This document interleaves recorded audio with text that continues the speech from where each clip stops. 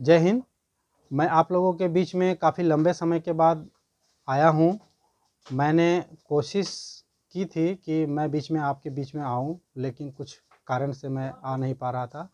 लेकिन मैं आपके बीच में अब लगातार इन्फॉर्मेटिव वीडियो लेकर के आता रहूँगा।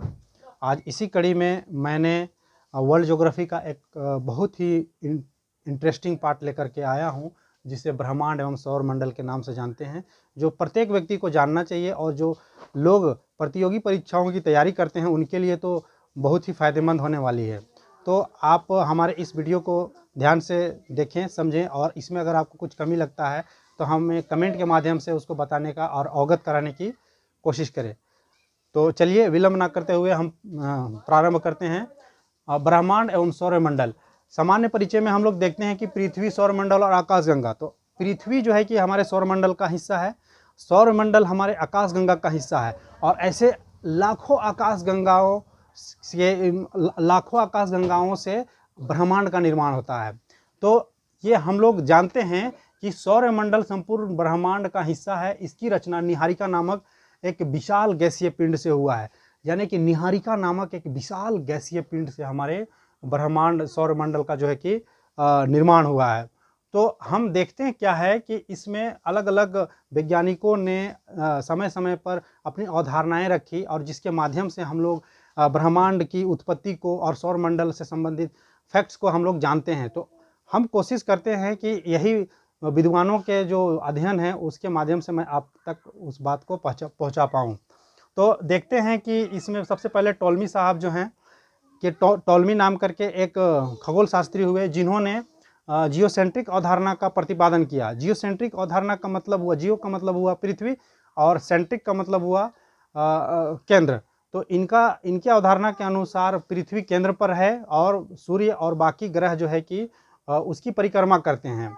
लेकिन आगे चल के कॉपरनिकस नामक एक खगोल शास्त्री हुए, जिन्होंने टॉलमी के अवधारणा का विखंडन करते हुए इन्होंने बतलाया और इन्होंने एक थ्योरी दिया जिसका नाम हेलियोसेंट्रिक अवधारणा है।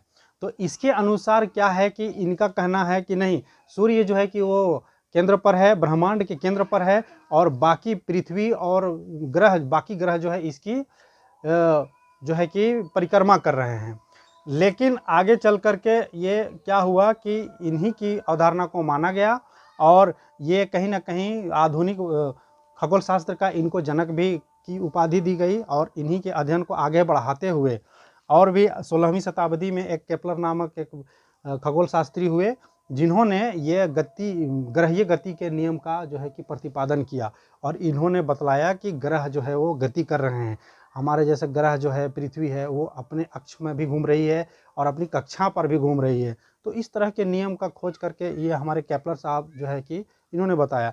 फिर इसी के अवधारणा को आगे बढ़ाते हुए 1805 ईस्वी में हर्शेल नामक एक खगोल शास्त्री हुए, जिन्होंने आकाशगंगा और पृथ्वी, सूर्य, ये सारी चीज़ों को देखते हुए इन्होंने कहा कि पृथ्वी और सूर्य जो है कि ये आकाशगंगा का एक अंश मात्र है।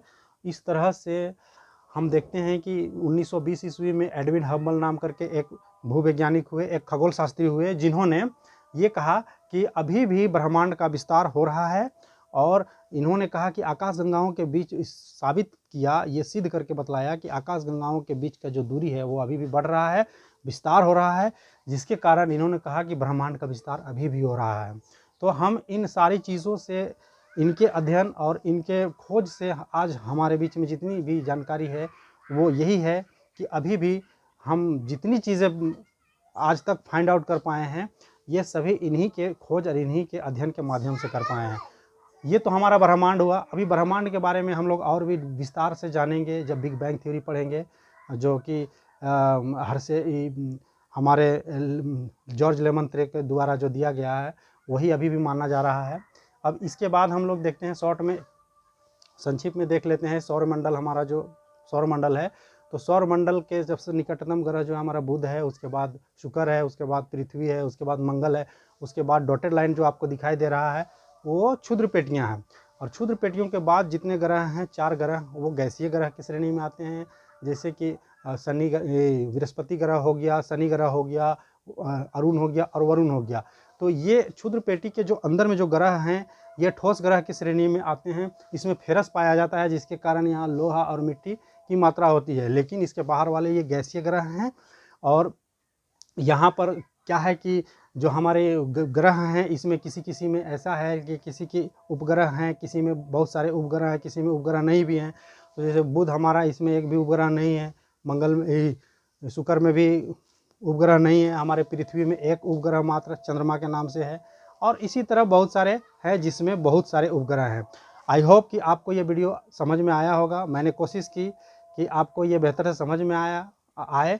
और अगर आपको समझ में नहीं आया होगा तो हम नेक्स्ट वीडियो में इसका विस्तारित रूप लेकर के आएंगे। तब तक के लिए धन्यवाद।